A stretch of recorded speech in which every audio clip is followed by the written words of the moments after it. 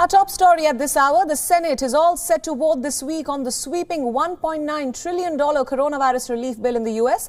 And this as Democrats try to get the legislation signed into a law before federal unemployment benefits expire.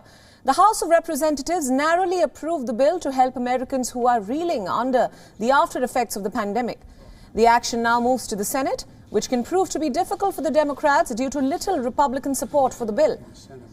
Over the weekend, top Democrats abandoned a controversial plan which would have complicated the Senate passage. The plan involved using US tax policy as an incentive for businesses to more than double the minimum wage to $15 an hour. Liberal House Democrats are pleading with Vice President Kamala Harris to ignore the ruling of the Senate's parliamentarian and decide that the $15 federal minimum wage can stay in the COVID relief package during the Senate floor debate this week. Democratic Vice President Kamala Harris may have to cast a tie-breaking vote in a chamber where Republicans control 50 seats, with the other half being controlled by Democrats. The outcome mainly depends on whether the Democrats stay united behind the first major bill to come through Congress in the Biden administration. Now remember, Senator Chris Coons had said this Sunday that they were moving ahead with a bill that probably will get no Republican votes in the Senate, but will have broad Republican support in the country. Republicans were able to successfully get amendments added to last month's budget resolution, which teed up the coronavirus bill. But those changes were non-binding. Republicans in Congress say that the plan is too expensive and includes things like transportation projects that have nothing to do with relief for the COVID-19 pandemic. For more on this story, WION's correspondent Nick Harper is now joining us live from Washington, D.C. Welcome to WION, Nick. Now, Democrats will be launching an effort to get the massive $1.9 trillion stimulus bill passed before federal unemployment benefits expire. Tell us more about the roadblocks ahead. Yeah, this is absolutely vital for the Biden administration. Its first major piece of legislation that it's trying to push through Congress, and it needs Republican support.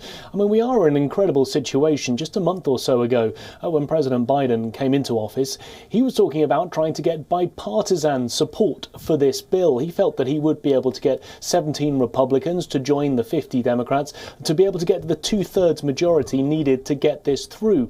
That essentially seems to have been done away with now, and the Democrats are hoping that they will just get a simple majority. They need all 50 of their senators to vote for this. One of the roadblocks happens to be one of their own Democrats. Joe Manchin from West Virginia, the senator there, has been very critical of this bill, signaling that he may potentially vote against it, which would be disastrous for the Democrats. They would therefore need to pick up a Republican vote to get this passed, and that seems unlikely. As you mentioned, there are key provisions in this, things like infrastructure funding that the Republicans are against. They were also against minimum wage. That's now been taken out of the bill. It's certainly a major challenge for the Democrats to get this one through.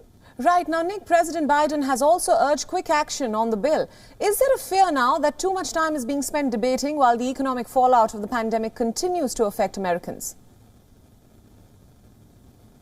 Well, undoubtedly, your average American out there who is struggling, who is out of work, who needs those unemployment benefits, will say that that is the case, that Joe Biden came into the Oval Office on January the 20th. We're now on the 2nd of March, and we're in a situation where this bill has not been passed, but it has been spoken about for weeks. The White House is pushing for that deadline, March the 14th. They say at that point, 11 million Americans who are currently receiving additional unemployment benefits, which were helped by previous stimulus bills, will lose those benefits. So they need to get this deal done by then. And I'm sure there are many millions of Americans out there who quite simply just want this done as quickly as possible. Right, Nick, we'll leave it there. Thank you so much for joining us on this broadcast, and thank you for all your inputs on this story. WION World is now available in your country. Download the app now and get all the news updates on the move.